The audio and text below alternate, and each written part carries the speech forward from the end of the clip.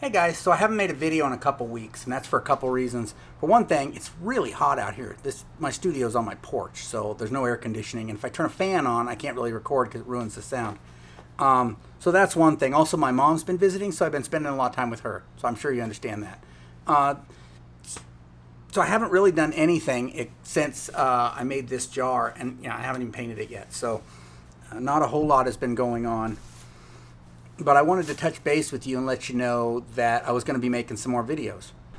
I bought a travel trailer so that I can go on the road.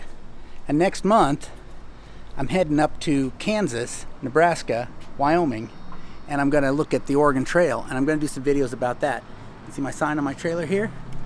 So I started a new website, westwardgo.com, and I started a new YouTube channel, also called Westward Go. And I'm going to talk about history, and specifically as it relates to the history of the Oregon Trail, and then possibly in the future other Western trails. I don't know if you can see it very good. The lighting's probably bad in here. But we're going to be hitting the road in this trailer here in the next week or so, and trying to do